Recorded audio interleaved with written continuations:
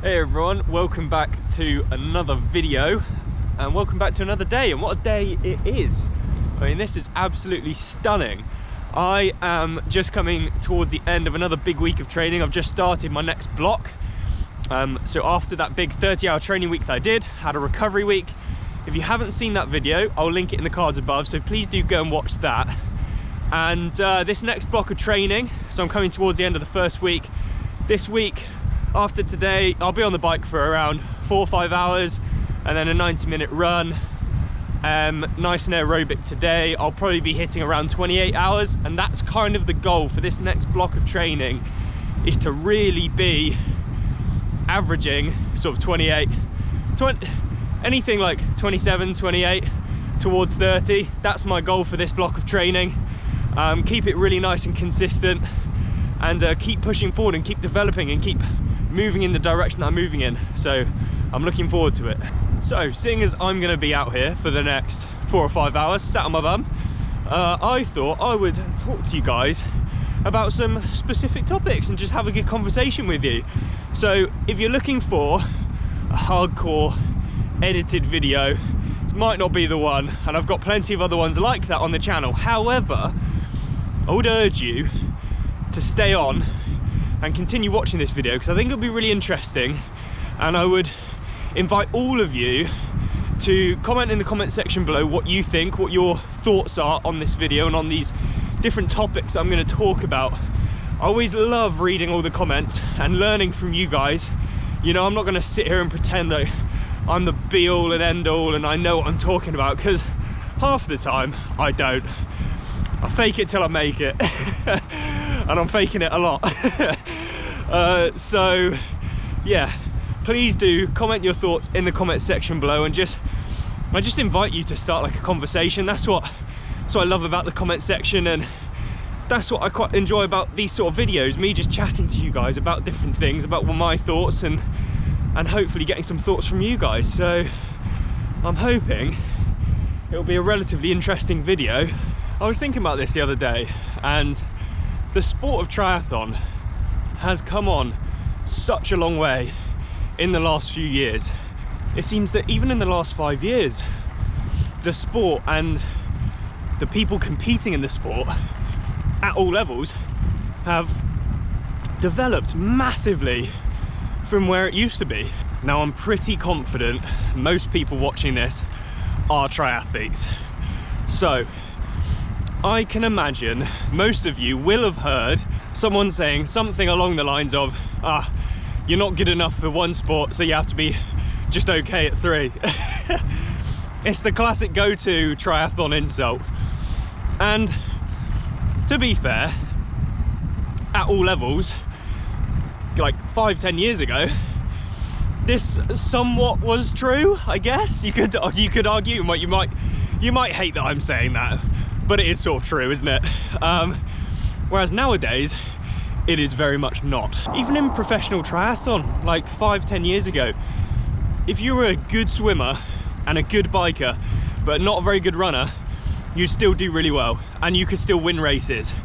And vice versa, if you weren't a very good swimmer, but you were great on the bike and good on the run, you could do really well and you can win races. Whereas nowadays, if you're either one of those things, or if you've got a weakness, you ain't winning, right? That's the bottom line. That is the bottom line, and it's the harsh reality of where we're at with the sport developing and people in the sport developing. If you have a weakness, you're not going to win. And actually, that saying that triathletes are just average at 3 sports, you know, like I said, it used to be the case, but now it is very much not the case. You look at people like, obviously Jan has been dominating for years, but people like Gustav Iden, Christian Blumenfeld, like those guys are world class at each individual sport, swim, bike and run. They could be world class professional athletes in each individual sport, and that's the way the sport is going. The sport is going to a place where you cannot have a weakness if you want to be one of the best, if you want to, you know, compete at that high end level. And I am just talking about, like, you know, the pinnacle of the sport here, the top end guys and girls who are racing, but it still trickles down, you know. There's still massive development across the board in triathlon, which is very exciting. But it does make things difficult for people, doesn't it? And it does make you wonder, where's this progression coming from? Like this rapid progression in the sport. You know, there are guys running off the bike sub 70 comfortably now in a half Ironman, comfortably. You know, 5-10 years ago, that wasn't a thing at all. I don't think so anyway. I might be wrong, but I don't think it was. And so where's it coming from? You know, it could be. Now, of course, there have been technological advancements in recent years, quite big ones actually, but you know, how much of that has an overall effect on it? It will account for a bit, of course it will. But I honestly think like people are just training and racing in a very different way to what they used to do, and that's the biggest thing that I think has changed the last few years and has meant that top pro athletes are just miles ahead of where they used to be a couple of years ago. People are training and racing aggressively now. I saw a really good video the other day from Justin Metzler. Is it Metzler? No, something like that. Anyway, big Metz. And he was talking about his training coming into the year, and he is coming into like mid-season fitness in January. Now, I'm not saying that's a good thing, and he even alluded to the fact that, you know, people would think that he's almost like a ticking time bomb, just waiting to kind of blow up and get an injury or whatever. But he did also allude to the fact that that's almost what you have to do now if you want to be one of the best. I'm not referring to age groupers out there.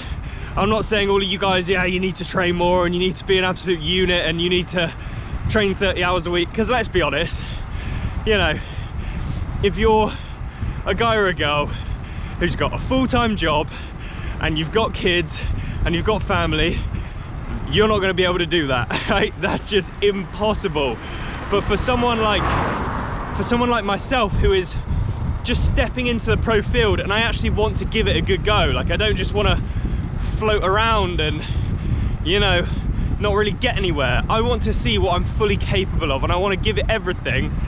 And it was really interesting to see Justin Metzler's video and him just talk about that and say, like, you do sort of have to be obsessed. You have to be obsessed with self-progression and just almost being on that edge constantly, and just being aggressive with it, with training and racing. And that's the key now, and that's kind of what I'm taking and moving forward with. You know, I think it's important to notice what like the best athletes are doing and not copy them completely, but take inspiration from that and almost take little bits of, you know, gold that you can sprinkle over your own training, and, you know, things that you can implement that will push you into being someone that you want to be. And that's what I've been doing recently. You know, you look at the Norwegians, you look at the other athletes that are smashing it at the minute, you know, like Sam Long, Lionel Sanders, obviously Jan, been smashing it for bloody ages. You know, some other upcoming athletes that are phenomenal. Like, all these guys, I'm taking inspiration from that and I'm implementing things that they're doing. And one of the biggest things that you would have noticed and that I've been talking about is volume, like more volume, and seeing how much I can deal with and seeing how much I can cope with, and just keep backing it up with more sessions. And I do of course have to caveat this with training more is not the be all and end all, and I'm not telling you guys to train more. I'm just telling you guys what I'm doing, because I'm in a position where ultimately I have to compete with these guys. Like, yes, someone like Sam Long is a long way ahead of me in his progression in the sport, but ultimately, like, it would be awesome to compete against him, and that's almost what I'm aiming for, is to compete against people like him. And I need to train as good, if not better, than him. Leads me on to my next topic of discussion, which is being obsessed. Now, obsession sounds like a negative thing, I guess, but I would argue some level of obsession is good, and to a degree is mandatory if you want to be the best you can be. Now, of course, if we look at obsession in, like, you know, being an alcoholic or being a drug addict, that's obviously not a good obsession.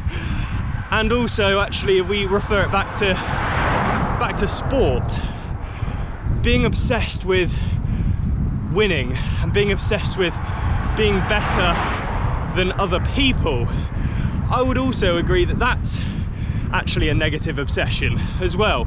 However, I would say that being obsessed with self-development, pushing yourself, being the best that you can possibly be, and focusing on your progression, I would argue that's a positive.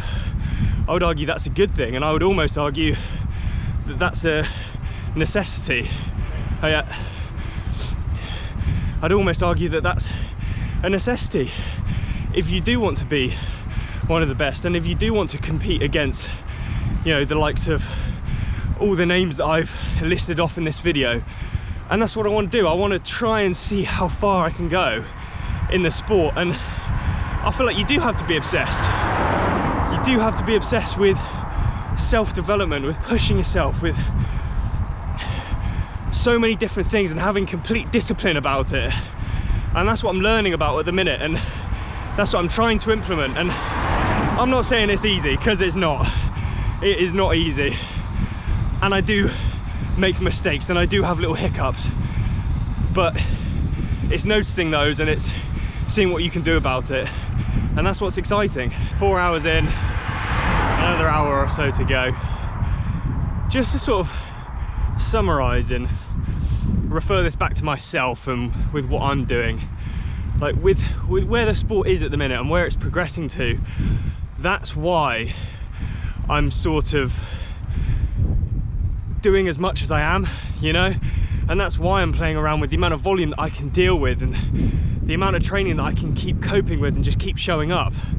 And that's why I've been doing it, because I feel like if I don't, I'm just gonna get left behind. And like I said, I don't want to be the pro that shows up and just does the race to show up and doesn't finish anywhere. I want to be competitive. I want to be the best that I can be, and that's where the like obsessive thing comes from. And that's where I think like having that obsession is healthy when it's related to yourself and not other people. Like, quite frankly, I don't care about anyone else. Like, that sounds savage. I do care, obviously, but I'm more focused on me and my progression in the sport. Like, yes, I'm going to take, you know, bits of information and inspiration from other athletes out there, but ultimately I'm obsessed with my self-development and being the best that I can be. It doesn't matter about winning, it doesn't matter about results. I just want to push myself to be the best that I can be, and if that means I'm competitive with the other guys out there, then amazing. That's my goal. Or that's a secondary goal. My primary goal is to be the best that I can be. And I think with where the sport is at the minute, you almost have to be obsessed with your self-development and just leave no stone unturned. And that's really what I'm doing. And it's exciting, you know, like I'm excited about this season. I really am. There's a lot going on. There's a lot of new things that I want to try and a lot of new things that I want to do. And I am still wanting to do that full at the end of the year. Obviously, with Wales not having a pro field, it's a bit unfortunate, it's a bit annoying, but I am looking elsewhere and further afield for that full Ironman, because I want to give it a go and I want to throw myself at this. And like I said, like, you know, I'm only 24, nearly 25, but I am still 24, and so I'm still young in the sport. I've still got a lot of progression to have, and I've still got a long way to go. However, I want to be the best that I can be right now, and I just want to see what happens. And that's what's really exciting about this journey, and that's why I'm so grateful to people that are watching these videos and commenting on the videos and supporting me the most, because I feel like I'm only scratching the surface, and I'm really excited. And the fact that people are, you know, getting behind me and supporting me, it means the world to me. And I just want to thank you so much. So yeah, we're getting there, but I do genuinely feel like I'm only scratching the surface and of my full potential, and I'm excited to work my arse off to realise my full potential. And that's what I'm doing right now, and that's what I'm doing for you guys, and I hope you can see it in the videos that I'm doing, and I hope you'll see it from the results that I get this season. And I'm just excited to bring you guys along for the journey with me. So thanks so much, and I'm gonna crack on with the rest of this ride.